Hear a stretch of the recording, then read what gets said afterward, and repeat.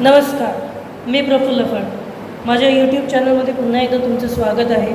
आज मी तुमच्यासमोर workshop सायन्समधील profit and loss, नफा आणि तोटा हे लेसन मी तुमच्यासमोर घेऊन आलेलो आहे. सोपं आहे. चला सुरुवात करूया. प्रथम कुठलंही लेसन बघताना त्याची पहिले व्याख्या त्या बघायच्या असतात, मग त्याच्यावरची सूत्र आणि मग त्यावर आधारित गणित असा आपला पार्ट असतो. तर आपण पहिले बघूया या प्रॉफिट अँड लॉसमध्ये नक्की काय काय संकल्पना काय आहे. S P, C P, profit कॉइन हे काय आहे हे आपण आता एक एक बघूया. ओके. सी पी आपण ही व्याख्या चालू करूया.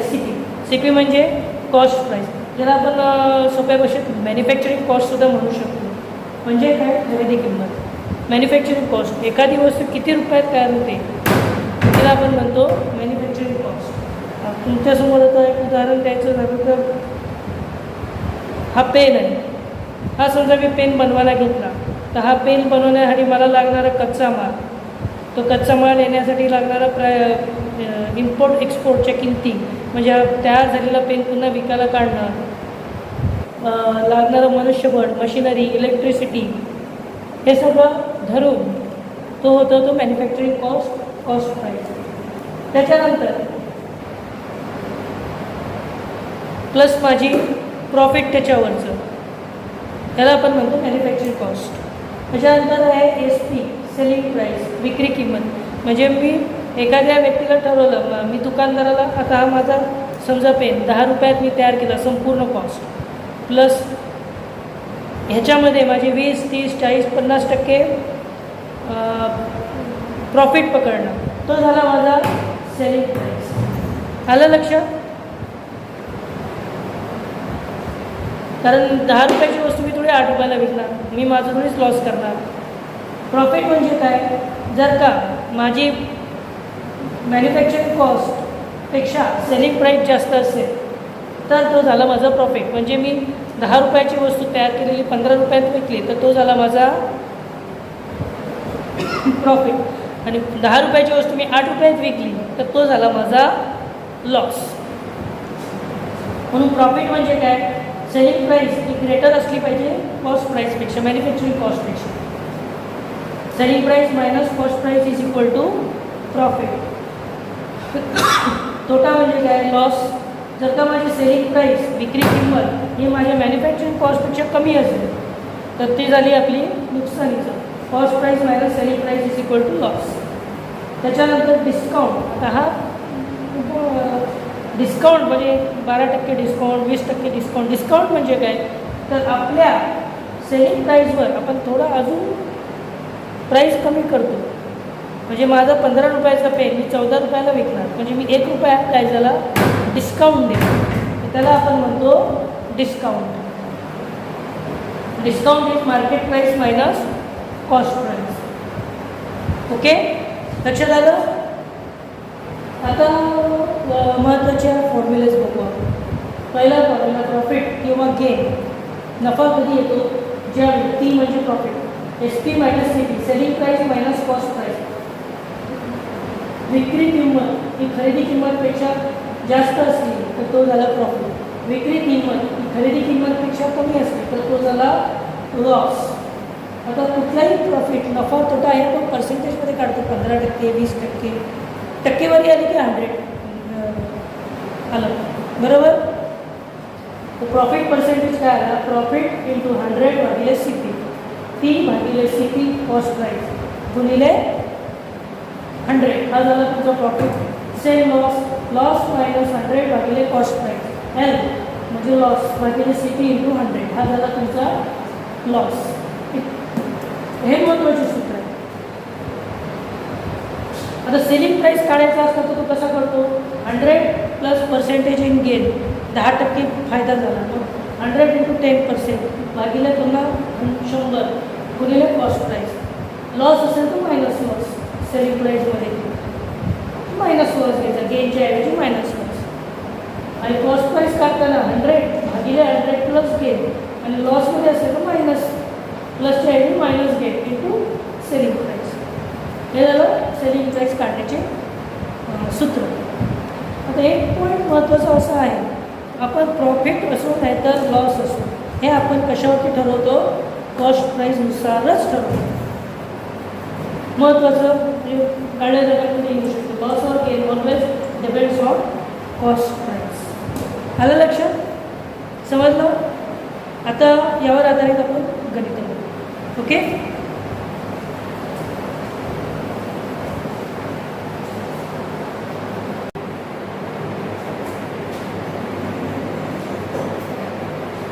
चला आपण आता प्रॉफिट अँड लॉसच्या गणित उदाहरणांसकट स्पष्टीकरण या पार्टमध्ये जाऊ. त्याच्यासाठी मी आता तुम्हाला एक उदाहरण सोडवून देत आहे की तुम्ही फक्त बघा. काय पहिला आपलं गणित काय बघा. अ dealer brought a television set for ₹10,000 and sold it for ₹12,000. Find the profit and loss made by him for one television set, and if he had sold 5 television sets, find the profit or loss. काय म्हटलंय? एका डीलरने 10,000 रुपयामध्ये एक television आणलेलं आहे. किती? 10,000 रुपयामध्ये एक टेलिव्हिजन आणलेलं आहे. तो त्याने 12,000 रुपयामध्ये विकला. एक टेलिव्हिजन 10,000 रुपयामध्ये आणला, 12,000 रुपयामध्ये तो विकला. तर प्रश्न विचारतो की त्याला प्रॉफिट झालं की लॉस, हा पहिला. आणि त्याने 5 टेलिव्हिजन कसे विकले सेम प्राईसमध्ये, तर त्याला किती प्रॉफिट किंवा लॉस झाला? गणित सोपं आहे. सेलिंग प्राईस ऑफ टेलिव्हिजन किती आहे? 12,000 रुपये. त्यांनी 12,000 रुपयामध्ये तो विकला. Sold it for 12,000 and cost price is 10,000. त्यांनी किती रुपयामध्ये तो विकत घेतला होता? विकण्यासाठी 10,000 रुपयामध्ये, म्हणजे तो झाला त्याचा cost price. Selling price cost प्राईसपेक्षा मोठी आहे, म्हणजे तो आला प्रॉफिटमध्ये. मग किती प्रॉफिट आहे बघा. Profit is equal to selling price minus cost price. 12,000 वजा 10,000, 2,000 रुपये त्याचा एका टेलिव्हिजन सेटमागे काय झाला आहे? फायदा. तर 5 टेलिव्हिजन सेटमध्ये त्याचा किती फायदा होईल बघा. 2,000 एका टेलिव्हिजन सेटमागे, तर 5 टेलिव्हिजन सेटमध्ये 2,000 गुणिले 5 म्हणजे किती? 10,000 रुपये त्याचा फायदा मिळतो. आहे की नाही? सोपं गणित. पुढे बघा 2 नंबरचं गणित. 2 नंबरचं गणित काय म्हणते बघा. Sanjay brought bicycle for ₹5,000. He sold it for ₹5,000. He sold it for ₹600 less. After 2 years, find the selling price and profit loss percentage. म्हणजे याच्यात लॉस आहे, सेलिंग लॉस आहे काय आहे? लॉस पर्सेंटेज सुद्धा काढायचं आहे. संजय ही एक बायसिकल म्हणजे एक सायकल 5,000 रुपयामध्ये विकत घेतली. ती त्यांनी 2 वर्षानंतर 600 रुपये लेस करून, म्हणजे 5,000 रुपयामध्ये 600 रुपये लेस करून ती त्यांनी विकली. तर त्याची सेलिंग प्राईस त्यांनी किती सेल प्राईसमध्ये विकली? नॅचरली त्याची कॉस्ट प्राईस आहे 5,000 रुपये. लॉस झाला त्याचा 600 रुपये त्यांनी लॉस स्वीकारून, म्हणजे त्याची सेलिंग प्राईस 5,000 कॉस्ट प्राईस वजा लॉस 4400 रुपये त्याची काय झाली? Selling price. म्हणजे 600 रुपये कमी स्वीकारून 2 वर्षानंतर त्यांनी ही 5,000 रुपयाची बायसिकल 4400 रुपयाला विकलेली. 4,400 रुपये. तर हे झाली त्याची सेलिंग प्राईस. गणित part 1 selling price. Find the selling price. 4400 रुपये त्याची सेलिंग प्राईस. लॉस काय? Loss is percentage is equal to loss भागिले सिटी सेलिंग प्राईस इंटू 100. मग 600 वजा 5,000 गुणिले 100, म्हणजे लॉस किती झाला? 12%. कॅल्क्युलेशन करा. 600 गुणिले 100 म्हणजे झाले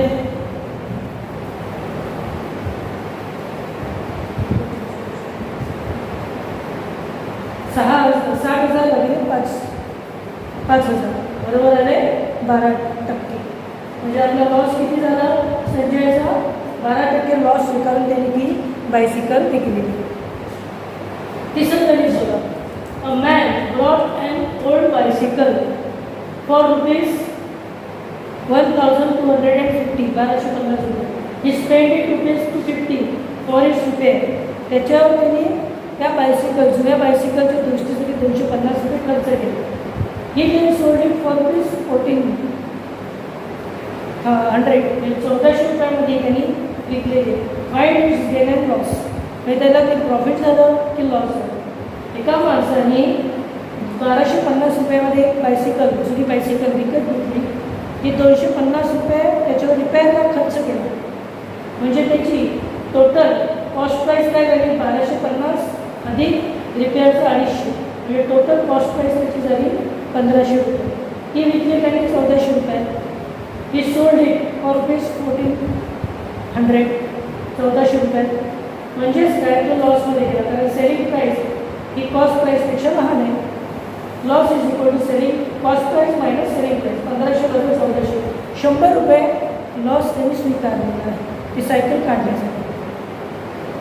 आता हा झाला लॉस, 100 रुपीज हा झाला त्याचा लॉस. पर्सेंटेज काय आहे ना, loss percentage, loss minus cost price into 100. 100 भागिले 1500 गुणिले 100 आलं. कॅल्क्युलेशन करा, उत्तर येते 6.67%. म्हणजे हा झाला त्याचा पर्सेंटेज लॉस. आलं लक्षात? समजलं? पुढे बघूया आता.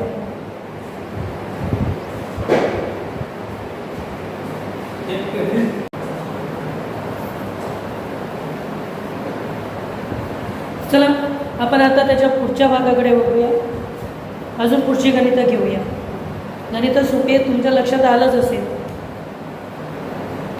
आता पुढचं गणित बघा काय म्हणते. A fruit seller brought 8 boxes of grapes at ₹150 each. म्हणजे फ्रूट सेलर, एका फळ विक्रेत्याने ग्रेप्स म्हणजे ग्रेप्सची 8 बॉक्सेस घेतले द्राक्षाची, 150 रुपये पर पेटी. असे 8 पेट्या घेतल्या. बॉक्सेस म्हणजे पेटी समजू. त्यापैकी एक पेटी काय झाली, डॅमेज झाली. म्हणजे त्यांनी विकताना किती पेटल्या विकल्या? 7च विकल्या. ही सोल्ड द रिमेनिंग बॉक्सेस, 8 पैकी 1 खराब झाली, म्हणजे विकल्या किती त्यांनी? 7. ही sold the remaining boxes at ₹190 each.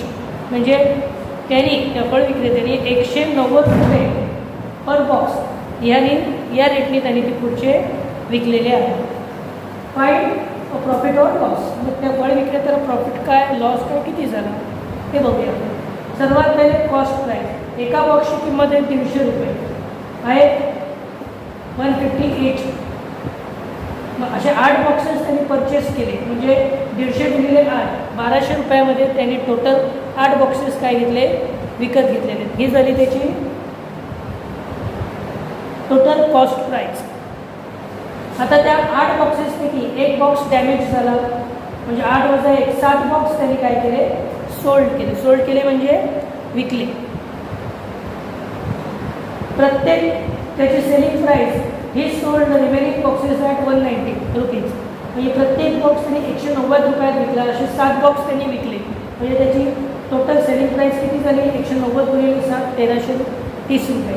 बरोबर.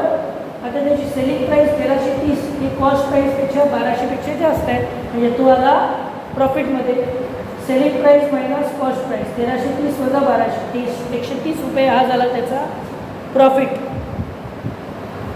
आलं लक्षात? आता पर्सेंटेज बघा, प्रॉफिट भागीला असतं कॉस्ट प्राईस गुणिले 100, 130 वजा 1200 गुणिले 100. कॅल्क्युलेशन करा, उत्तर येते 10.83%. म्हणजे तो 10.83% प्रॉफिटमध्ये राहिलेला आहे.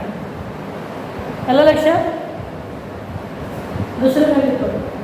Rama brought a pen for ₹50 and then sold it at a loss of ₹5. Find selling price. खूपच सिंपल आहे.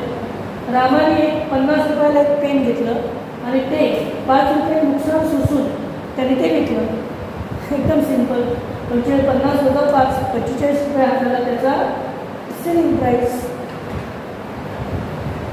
शेवटचं गणित बघा. फाइंड, हे इंटरेस्टिंग आहे. Find the total amount if 12% of its 1080, 1080. म्हणजे 1080चे 12% किती? बस एवढंच विचारलं आहे. मग टोटल अमाऊंट आपण पहिले एक्स मानू.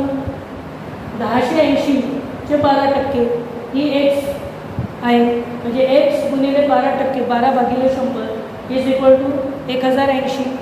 आणि 1080चे 12%ची ही अमाऊंट विचारलेली आहे. मग एक्स जागेवरच ठेवायचा. हा क्रॉस मल्टिप्लिकेशन इथे येतो. 100 दोन्हीला येतो. 12 भागिले 10, 1080 गुणिले 100 भागिले 12, उत्तर येतं 9000. म्हणजे ती टोटल अमाऊंट कुठली आली? 9000 आहे. आलं लक्षात? अपेक्षा आहे तुम्हाला हे सर्व गणितं समजली असतील. आवडलं तर जरूर व्हिडिओ लाईक करा. नमस्कार.